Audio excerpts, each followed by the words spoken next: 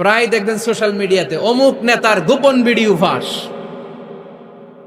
তো অমুক নেতার গোপন ভিডিও ফাঁস হয়েছে, আপনার কি সমস্যা? আপনার এত ভালো লাগে কেন? আপনার ভিডিও তো কয়দিন পরে ফাঁস হবে, তখন আপনি কি করবেন? এই সমস্ত আজে বাজে কাজে যাবেন।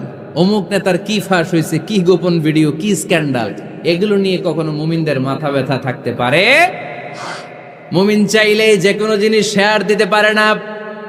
আপনি লা ইলাহা পড়েছেন, এই লা ইলাহা যেন তেন কোনো বাণী নয়। এই লা ইলাহার ঘোষণা দিয়ে যে মুমিন হয়, তার হাতগুলো আল্লাহর কাছে একেবারে সারেন্ডার, তার জিহ্বাটা সারেন্ডার, তার চোখগুলো সারেন্ডার, তার কানগুলো সারেন্ডার। সে চাইলেই মন যা চায় তা করতে পারে না, ঠিক কি না? আপনার কান দিয়ে যা শুনতে মন চায় শুনতে পারবেন, কেন পারেন না? কারণ আপনি মুমিন, ঠিক কি না? চোখ দিয়ে যা দেখতে মন চায় দেখা যায়। যেন কানে শুনি সদা তোমার কালাম, এ খোদা চোখে যেন দেখি শুধু কোরআনের আয়াত। শোনো আমার মুনাজাত, শোনো শোনো ইয়া ইলাহি আমার মুনাজাত, শোনো আমার মুনাজাত। পড়েন আমিন। তাহলে ফাতাবাইয়ানু, নিউজ একটা শুনলেই আমরা শেয়ার দিব না ভাই, আমরা একটু চেক করব, ক্রস চেক, ডাবল চেক, নির্ভরযোগ্য তথ্যসূত্র তালাশ করব যে আসলে এই ঘটনাটা ঘটছে কিনা। 100% যখন আপনি confirm, then you may share in Facebook, that's not a big deal. দেন শেয়ার দেন, জনসচেতনতার জন্য শেয়ার দেন, সমস্যা নাই। কিন্তু না জেনে শেয়ার দেওয়া যাবে? কথা বলেন। আল্লাহ রাসূল সাল্লাল্লাহু আলাইহি ওয়াসাল্লামের জীবনে এরকম একটা ঘটনা ঘটেছিল। হারিস বিন মিরার রাদিয়াল্লাহু তাআলা আনহু বনুল মুস্তালিকের যুদ্ধে জেতার পরে হারিস বিন মিরারকে বিশ্বনবী দায়িত্ব দিলেন যে হারিস বিন মিরার, তুমি এই এলাকার নেতা, কি করতে হবে আমাদের? বিশ্বনবী বললেন, নামাজ পড়বা, রমাদানের রোজা রাখবা, যাকাত আদায় করবা। মেরার বলে, তাহলে যাকাত নেন। বিশ্বনবী বললেন, না, 1 বছর পূর্ণ হওয়ার পরে যাকাত দিতে হয়। যাকাত কয় বছর পর পর? যাকাত প্রতিদিন দেয়া লাগে। হালানিল হাউল, 1 বছর যখন হবে আমি আমার সাহাবী পাঠাবো মদিনা থেকে, তখন দিয়ে দিও। বিশ্বনবী চলে গেলেন। 1 বছর পরে এক সাহাবীকে রেডি করলেন, যাকাতের সম্পদ নিয়ে আসো বনুল মুস্তালিকের পক্ষ থেকে। ওই সাহাবীর নাম হচ্ছে আলী ওয়ালিদ ইবনে উকবা। বিশ্বনবী ডেকে বললেন, ওয়ালিদ যাও, 1 বছর সময় অতিক্রান্ত হয়েছে, বনুল মুস্তালিকের লোকদের যত যাকাতের সম্পদ জমা হয়েছে নিয়ে আসো। সাইয়েদনা ওয়ালিদ ইবনে উকবা যখন সম্পদ আনার জন্য বের হলেন, ওইদিকে বনুল মুস্তালিকের লোকেরা শুনতে পেল বিশ্বনবীর পাঠানো সাহাবী উনাদের এলাকায় শুভাগমন করবে। ওই সাহাবীকে লাল গাড়িচার সংবর্ধনা দেওয়ার জন্য সেনাবাহিনী সহ পুরো এলাকা থেকে সব সৈন্যবাহিনী সহ তারা মরুভূমির মধ্যে এসে দাঁড়িয়ে রয়েছে। সুবহানাল্লাহ পড়ো। নবীর সাহাবীর আগমন হবে, নবীর সাহাবীর শুভাগমন।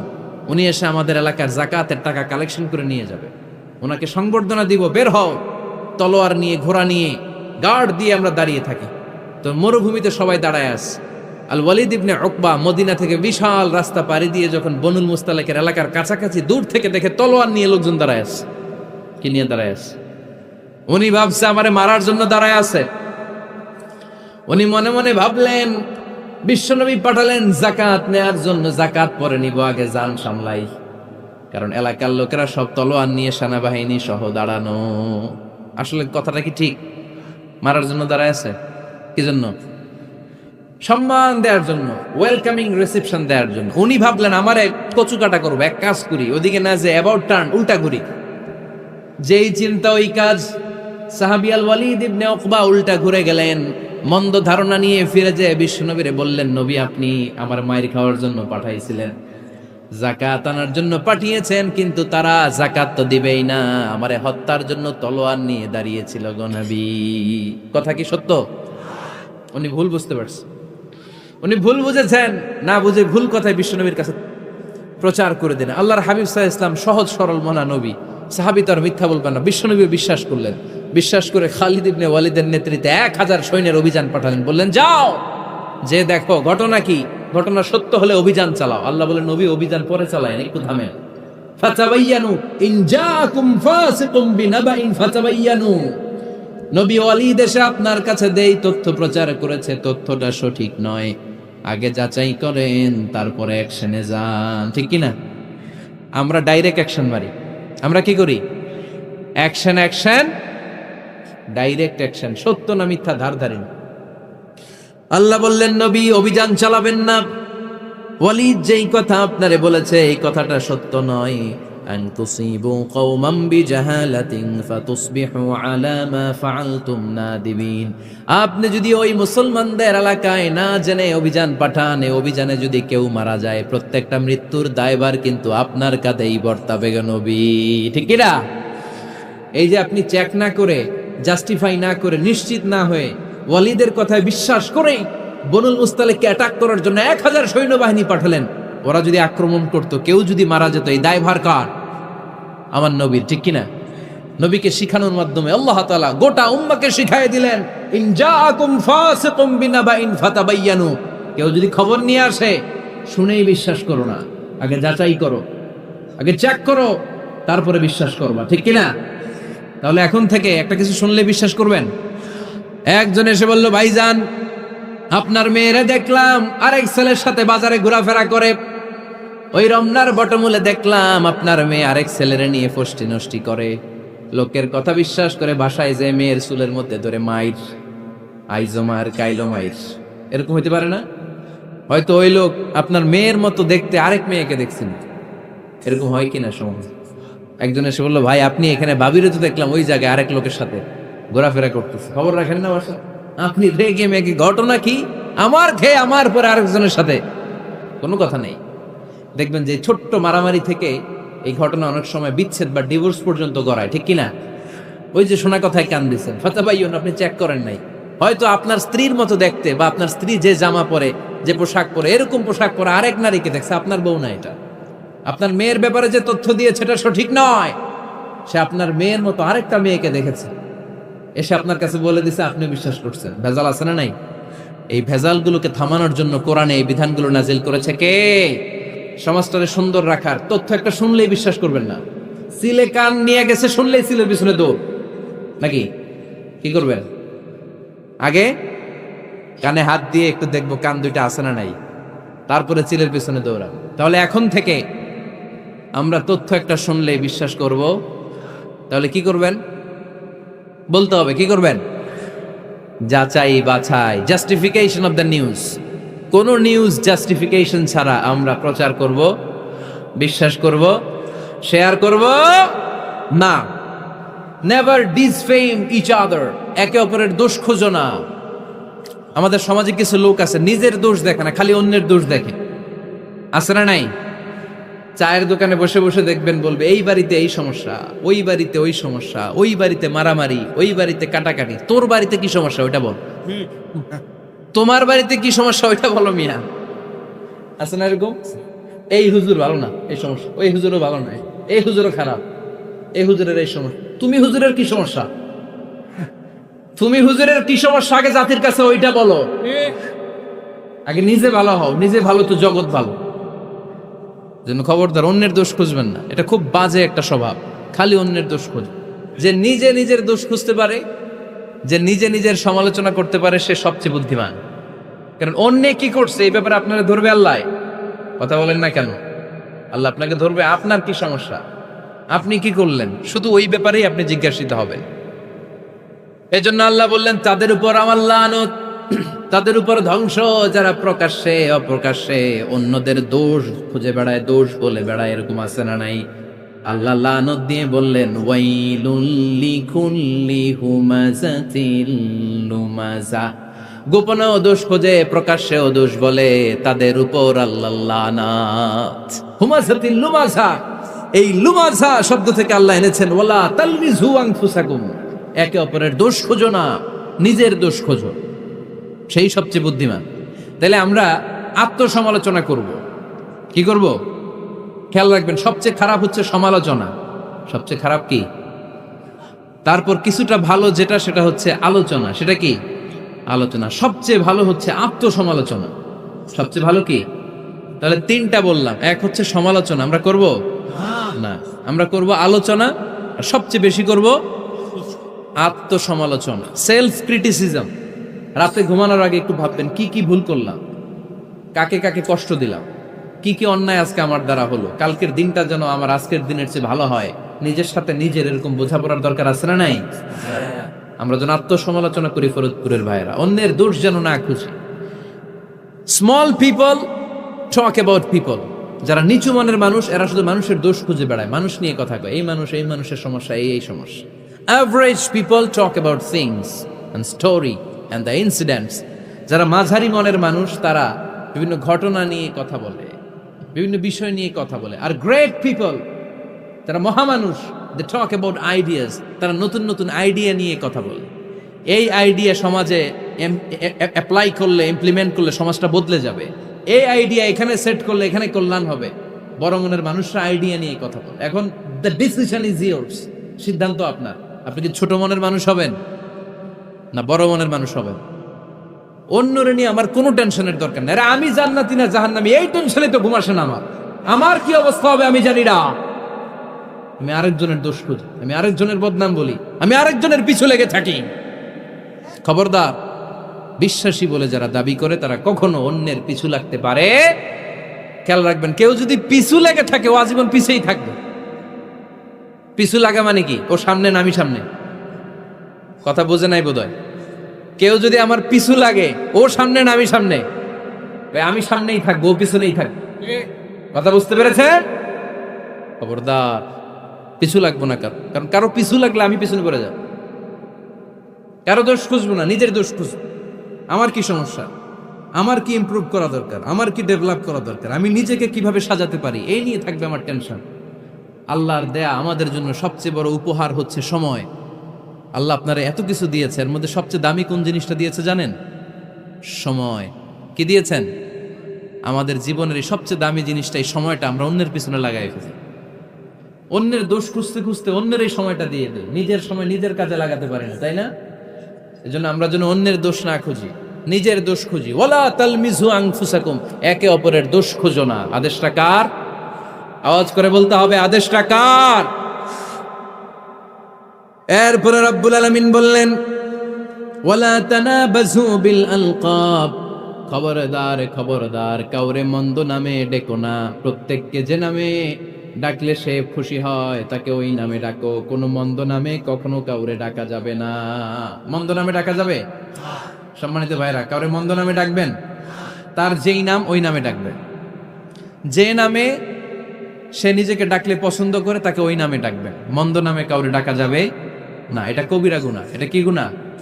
কবিরা গুনাহ। কারণ প্রত্যেকের নামটা প্রত্যেকের কাছে খুব প্রিয়, খুব আপন, খুব যত্নের, তাই না? ভাই আপনার নাম কি? উজ্জ্বল হোসেন। উজ্জ্বল নামে আরো মানুষ এই গ্রামে আছে না নাই? তা আপনার কাছে মনে হতে পারে উজ্জ্বল নামটা তো খুব স্বাভাবিক একটা নাম। উজ্জ্বল, কত উজ্জ্বল আছে এলাকায়। আপনার কাছে এরকমই লাগে, কত উজ্জ্বল, কিন্তু ওনার কাছে উজ্জ্বল নামটা এরকম না। ওনার কাছে উজ্জ্বল নামটা স্পেশাল। উজ্জ্বল নামটা কি? স্পেশাল। কারণ এই নামে তাকে সবাই ডাকে, এই নামটা তার কাছে খুব আদরের, খুব যত্নের। হুজুর আপনার নাম কি? সুলাইমান ফারুকি। আপনার কাছে মনে হতে পারে আরে কত সুলাইমান তো জীবনে দেখছি, কত সুলাইমান আছে বাংলাদেশে, 10,000 সুলাইমান আছে না নাই? আছে। তো আপনার কাছে এরকম মনে হয়, কিন্তু ভাইজানের কাছে কি এরকম মনে হয়? ভাইজানের কাছে সুলাইমানটা খুব দরদের, খুব প্রিয়, খুব আদরের। কারণ এই নামে ভাইজানকে সবাই চিনে, ঠিক কিনা? আমার নাম মিজান। আপনার কাছে মনে হতে পারে আরে এই নামের কত লোক আছে বাংলাদেশ, আছে না? আমার কাছে এই নামটা খুব দরদের। কারণ আমারে মিজান বললে আমি বলি কি, আরেকজনের ডাকলে আমি তাকাই, ঠিক কিনা? ভাবছি আমারে ডাকছে, কারণ এই নামটার প্রতি আমার একটা দুর্বলতা কাজ করে। এটা আমার পরিচয় বহন করে প্রত্যেকের কাছে। প্রত্যেকের নামটা এমন। এজন্য কারো নাম যখন নেবেন সুন্দরভাবে নেবেন। প্রত্যেকে প্রত্যেকের নামকে পছন্দ করে। তার প্রমাণ, কেউ কাগজ কলম পাইলেই দেখবেন নিজের নাম লেখে, সিগনেচার মারে, আছে না নাই? বিশেষ করে সাগরে ঘুরতে গেলে বালুর মধ্যে প্রত্যেকে প্রত্যেকের নাম লেখে, দেখবেন, দেখছেন? দেখবেন আমি অনেককে দেখেছি সাগর পাড়ে বালুর তীরে বালু পেলেই প্রত্যেকে নিজের নামটা লেখে, লেখে আবার লাভ চিহ্ন দেয় এমনি বড় করে একটা, কি দেয়? লাভ। মানে কি? তার মানে আমার নামটারে আমি ভালোবাসি। প্রত্যেকে প্রত্যেকের নামটারে বড্ড ভালোবাসি। এজন্য কখনো এই রোহিঙ্গা, ফইন নির্বুত এগুলো বলবে না। যার যেই নাম ওই নামটা সুন্দর করে ডাকবেন। আল্লাহ বললেন ওয়ালা তানাবাযু বিল আলকাব, মন্দ নামে কখনো কাউকে ডেকো না, সুন্দর নামে ডাকো। নামের বিকৃতি কবিরা গুনাহ, আমরা আমাদের দেশে এটা করি। কত সুন্দর নাম বাবা মা রেখেছে, আবু বকর, ওরে ডাকে বক্কইরা, কি ডাকে? বাবা মা রেখেছে আব্দুল ওয়াক্কাস, ওরে ডাকে হ্যাঁ আকাইচা। সেটা হইল? এগুলো করবেন আল্লাহর নামের সাথে মিলায়। কি সুন্দর নাম আব্দুল কুদ্দুস, ওরে কি ডাকে? হ্যাঁ, আজকে থেকে আর ডাকবেন? ডাকবেন আর? তাহলে প্রত্যেকে আমরা প্রত্যেকে সুন্দর নামে ডাকতে রাজি আছি না নাই? এরপরে আল্লাহ 8 নম্বরে বললেন ইয়া আইয়ুহাল্লাযীনা আমানু জতানিবু কাসীরাম মিনাল-যান ইন্না বা'দায-যান্নি, খবরদার আন্দাজ অনুমান করে কথা বলো না। ইজতানিবু কাসীরাম মিনাল-যান, অতিরিক্ত আন্দাজ আর অনুমান নির্ভর কথা থেকে বেঁচে থাকো। আদেশটা কার? আন্দাজে কোনো কথা আমরা বলবো না, অনুমান নির্ভর কথা বলবো না। কারণ ইন্না বা'দায-যান্নি ইস, বেশিরভাগ আন্দাজ অনুমান নির্ভর কথাগুলো মিথ্যা হয়, ফলে পাপ হয়, ঠিক কিনা? আপনি জীবনে যত আন্দাজ করে কথা বলেছেন তার বেশিরভাগই মিথ্যা, বেশিরভাগই ভুল। তাহলে আন্দাজ অনুমান নির্ভর কথা কোনো মুমিন বলতে পারে? খবরদার আন্দাজ অনুমান নির্ভর কোনো কথা আমরা বলবো না। আল্লাহর হাবিব সাল্লাল্লাহু আলাইহি ওয়াসাল্লাম বলেছেন ইয়াকুম ওয়ায-যান ফা ইন্নায-যান্না আকযাবুল হাদিস, তোমরা ধারণা করা থেকে, অনুমান নির্ভর আন্দাজ নির্ভর কথা থেকে বেঁচে থাকো, কেননা আন্দাজ নির্ভর কথাগুলো হচ্ছে মহাপাপ। আন্দাজে কথা বলা যাবে? এখানে কি হয়েছে? ঠিক আছে, ব্যাস ব্যাস ব্যাস, কথা শুনতে চাই না, বসো বসো। আন্দাজ অনুমান নির্ভর কথা বলা যাবে না, কারণ আন্দাজ আর অনুমান কখনো সত্যের বিকল্প হতে পারে। ইয়াত্তাবিউনা ইল্লা যান, ইয়াত্তাবিউনা ইল্লা যান ওয়া ইন্নায-যান্না লা ইউগনি মিনাল হাক্কি শাইআ। কিছু লোক আছে আর আন্দাজ নির্ভর কথা বলে, আর আন্দাজ কখনো সত্যের বিকল্প হতে পারে। আজ থেকে আন্দাজে কথা আমরা বাদ দিয়ে দিব। রাজি? একমত না দ্বিমত? আওয়াজ করে বলেন একমত না দ্বিমত? খবরদার আন্দাজ করবেন না। যদি আন্দাজ করেন ভালো আন্দাজ করবেন। আন্দাজ করলে কি আন্দাজ করবেন? ভালো আন্দাজ, come back positive, not go back negative. কোনো নেগেটিভ আন্দাজ আমরা করতে চাই না। ভাবলে পজিটিভ ভাবনা, অনুমান করলে পজিটিভ। কিছু লোক আছে খালি নেগেটিভ, আছে না নাই? আল্লাহ তুমি আমাদেরকে পজিটিভ মাইন্ডেড হওয়ার তৌফিক দান করো, আমরা পড়ি আমিন। এই দেশে যে কি পরিমাণে আন্দাজে কথা চলে না? আপনি দেখলেন আপনার এক বন্ধু রিকশায় করে এক মেয়েকে নিয়ে ঘুরে বেড়াচ্ছে, এটা দেখেই এসে বলা শুরু করলেন আমি তো দেখছি আমার বন্ধু প্রেম ভালোবাসা শুরু করছে, এক মেয়ের নিয়ে প্রেমে পড়ে গেছে, আমার বন্ধু তো প্রেমে হাবুডুবু খায়। কেমনে বুঝলি? কারণ আমি নিজ চোখে দেখেছি। মেয়ে নিয়ে রিকশায় ঘুরতেছে, বান্ধবীর নিয়ে, প্রেমিকারে নিয়ে রিকশায় ঘুরে। এমনও হতে পারে আপনার বন্ধুর পাশে রিকশায় যে মেয়েটা বসা ছিল সেটা তার আপন বোন, হতে পারে না? তার পাশে যে মেয়েটা বসা ছিল এটা তার আপন ভাগ্নি, হতে পারে তার আপন খালা, হতে পারে না? ওর কিছু হয় নাই, আপনার গুনার পাল্লাকে আপনি ভারী করেছেন, ঠিক কিনা?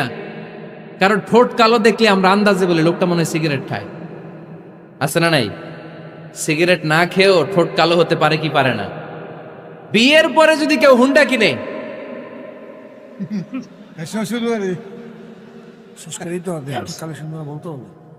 বিয়ের পরে যদি হুন্ডা কিনে, কিসের হুন্ডা? এই দেখছেন, আন্দাজে মেরে দিচ্ছে যৌতুক। তো ও যখন হুন্ডা পাইছে বা কিনছে বা থেকে আনছে, কত টাকা খরচ করে কিনলো, কেমনে আনলো, কিস্তিতে আনলো না সরাসরি আনলো, মাথার ঘাম পায়ে ফেনে আনলো না বন্দুকটা চালাইতেছে, জানেন আপনি? এগুলো ধারণা করেন কেন? আন্দাজে ধারণা করেন কেন? আজকে থেকে আন্দাজের গোষ্ঠী গিলাই আমরা। আন্দাজে কথা বলা যাবে? খবরদার। ইজতানিবু কাসীরাম মিনাজ-যান। ভাই, এগুলো করে আমরা আমাদের সমাজটারে জাহান্নামের টুকরা বানিয়ে দিয়েছি। আর কত? আর না, অনেক হয়েছে, এবার থামেন, স্টপ, থিঙ্ক টুয়াইস, একটু ভাবেন কি বলছি আমি। প্রতিটা কথার জবাবদিহিতা সেদিন চাইবে কে? এজন্য 8 নম্বরে বললেন আন্দাজে কথা বলো না। 9 নম্বরে আল্লাহ বললেন ওয়ালা তাজাসসু, গোয়েন্দাগিরি করো না। গোয়েন্দাগিরি আছে না নাই? সামাজিক ভারসাম্য শৃঙ্খলার জন্য গভর্নমেন্টের যে গোয়েন্দা ওইটা না, ওইটা ঠিক আছে। মদিনায় ছিল ওমরে ফারুকের গোয়েন্দা, আল্লাহ রাসূলের গোয়েন্দা। আমরা নিজেরা ব্যক্তিগত দায়িত্বে যে গোয়েন্দাগিরিটা করি, কারো জানলার ফাঁকা খোলা থাকলে চোখ দিয়ে যে উকিটা মারি, ওইটা নিষেধ। ওলা তাজাসসু, গোয়েন্দাগিরি করো না। কিছু লোক আছে দেখবেন, এরা ফিসফিস করে কি যেন বলতেছে, উনি কান পেতে আছে, এইভাবে আছে না নাই? তো এরা কি বলে এটা নিয়ে আপনার তো ইন্টারেস্ট কেন? ছিদ্র থাকলে অনেকে ওই দিক দিয়ে চোখ দেয়, আছে না নাই? টিনের ঘরের ছিদ্র, ওদিক দিয়ে চোখ দিতেছে। বিষ্ণু বলছেন কোন ছিদ্র দিয়ে যদি কেউ চোখ দেয়, গুতামের ওর চোখ কানা করে দাও। বাংলাদেশে যদি দেন, এই দেশে বিচার হইতে পারে যে কেন চোখ কানা করলেন। কিন্তু মদিনার সমাজে কেউ অন্যায় ভাবে কারো ঘরের ছিদ্র দিয়ে চোখ দেওয়ার কারণে যে চোখ গুতা মেরে চোখ নষ্ট করে দেওয়া হয়, তার জন্য কোনো বিচার নাই। কারণ তুমি অপরাধী, তুমি এত ছিদ্রান্বেষী কেন? জানলা খোলা থাকলে উকি মারে, মানুষের গোপন চিঠি পড়ে, আছে না নাই? কারো চিঠি যদি পান, খুলে দেখবেন কখনো? কারো মোবাইল পেয়ে গেছেন, ওরে পাইছি বড় ভাইয়ের মোবাইল, দেখি তো গ্যালারিতে কার কার ছবি, আছে না নাই? না, করা যাবে না। কারো ফেসবুকের ভেতরে ঢুকেই সে কার সাথে চ্যাটিং করলো, মেসেঞ্জারে কি বললো, এগুলো দেখবেন না, এগুলো হারাম। তার ইনবক্স চেক করবেন না, কারো গোপন চিঠি দেখবেন না, কারো বেশি ব্যক্তিগত ব্যাপারে প্রশ্ন করবেন না। করা যাবে? অনেকে আছে খালি ব্যক্তিগত প্রাইভেট ম্যাটারে নাক গলায়। ভাই বাড়ি কই, কি চাকরি করে, সরকারি, বেতন কত? ভাবি কি করে? আপনার ভাবিও চাকরি করে, ভাবির বেতন কত? ভাবির বেতন কত? এটা দিয়ে তোমার কি লাভ? ঠিক না? ইত্যাদি ইত্যাদি ইত্যাদি প্রাইভেট ম্যাটার, ফ্যামিলি ম্যাটার নিয়ে আমাদের আগ্রহ। ওয়ালা তাখফু মা লাইসা লাকা বিহি ইলম, যেটা তোমার জানার কথা না, ওইটা নিয়ে তো আগ্রহ দেখাবা না। ড্রোন মেশিন, নিজের চরকায় তেল দিলেন, নিজের চরকায় দিয়ে। অন্যকে নিয়ে এত আগ্রহ ভালো না, অন্যের পিছু লাগেন না। এই গোয়েন্দাগিরি থেকে আল্লাহ আমাদেরকে বাঁচাও। মানুষের প্রাইভেট ম্যাটার নিয়ে যেন আমাদের কিউরিসিটি না থাকে। Everyone has a privacy, a private own space, and no one should interfere someone own space, কারণ নিজের স্পেসে যে ইন্টারফেয়ার করা এটা হারাম। সব শেষে আল্লাহ বললেন ওয়ালা ইয়াগতাব বা'দুকুম বা'দা আইয়ুহিব্বু আহাদুকুম আন ইয়াকুলা লাহমা আখিহি মাইতান ফাকারিহতুম, খবরদার খবরদার, একে অপরের গীবত করো না। আলহামদুলিল্লাহ ফরিদপুরে এসব নাই। গীবত আছে, এটা একটা মহামারী। গীবত হচ্ছে মহামারী, বাংলাদেশের জাতীয় রোগ। আমি নাম দিয়েছি বাংলাদেশের জাতীয় শারীরিক রোগের নাম হচ্ছে ডায়াবেটিস, ঠিক কিনা? আর এই মানসিক সবচেয়ে বড় রোগ বাংলাদেশের হচ্ছে গীবত। এটা হুজুর থেকে আরম্ভ করে, আলেম থেকে শুরু করে, সাধারণ মানুষ থেকে শুরু করে, নেতা নেত্রী থেকে শুরু করে 17 কোটি মানুষ খুব মজা পায়, রসগোল্লার চেয়ে মজা। আপনার ইবাদতগুলো দিয়ে দিচ্ছেন সব আরেকজন, যার ব্যাপারে আপনি গীবত করতেছেন। আপনার হজ কষ্ট করে মিনায় ধাক্কাধাক্কি করে যে হজটা করছেন, ধাক্কাধাক্কি করে হাজরা আসওয়াদের চুমুটা দিয়েছেন, আরাফাতের ময়দানে চোখের পানি ছেড়ে যে কান্নাটা করেছেন, এই সব সবগুলো আপনি তার আমলনামায় তুলে দিয়েছেন। তার ব্যাপারে গীবত করে, চগলখুরি করে, তার কথা আরেকজনের কাছে লাগিয়ে, ওর কথা আরেকজনের কাছে লাগিয়ে, এই যে সমাজে গিরিঙ্গি লাগালেন আপনি, এই যে সামাজিক ভারসাম্য রক্ষা করলেন, আপনার সব ইবাদতগুলো আল্লাহ ভাগ করে ওদের আমলনামায় তুলে দিয়েছে। খবরদার, মরা ভাইয়ের গোশত খাওয়ার চেয়ে বড় অপরাধ। এই দেশে হালাল সিস্টেমে অনেকে গীবত করে এইভাবে। আমি আপনাদেরকে দেখো, কথা শুরু করবে এইভাবে, কি যে অবস্থা সমাজের, বলাও যায় না, বললে তো গীবত হয়ে যায়, না বলেও পারি না, তাই না? এরকম বলে না অনেকে? বললে তো কি হয়ে যায়? হ্যাঁ, বললে যদি গীবত হয়ে যায় তাহলে স্টপ। এতটুকু যেহেতু বুঝেন যে বললে গীবত হয়ে যায়, তখন স্টপ। আওয়াজ করে বলেন, তখন স্টপ। মেরাজ রজনীতে বিশ্বনবী দেখলেন রিজালান, কিছু লোক, লাহুম আসফারুন মিন নুহাস, তামা দিয়ে তৈরি আঙ্গুল, এই আঙ্গুলগুলো দিয়ে তারা ইয়াখদাশুনা উজুহাহুম ওয়া সুদুরাহুম, নিজেদের লোহার আঙ্গুল দিয়ে, তামার আঙ্গুল দিয়ে নিজের গালের গোশত, নিজের বুকের গোশতগুলো টেনে টেনে ছিঁড়ে ছিঁড়ে খাচ্ছে।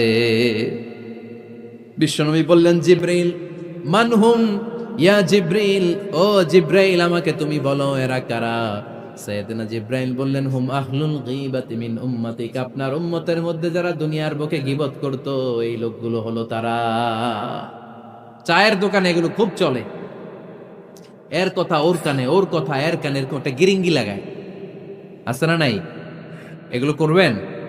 গীবত কাকে বলে? যিকরুকা আখাকা বিমা ইয়াকরাহ, সহিহ হাদিস।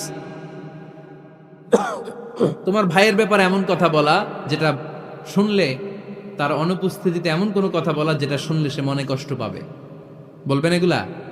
না, স্পেসিফিক কিছু কাজে বলতে পারেন। যেমন সমাজে কেউ দুর্নীতি করতেছে, খুব খারাপ কাজ করতেছে, সমাজটাকে শেষ করে দিচ্ছে, তার বিরুদ্ধে জনমত তৈরি করার জন্য বলতে পারেন। আপনি দেখলেন আপনার বন্ধুর ছেলে গাছের চিপায় লুকায় লুকায় সিগারেট খায়, আপনি আপনার বন্ধুকে যে বলতে পারেন তোমার ছেলের এই দশা, তোমার মেয়ের এই দশা, এগুলো তো গীবত হবে না।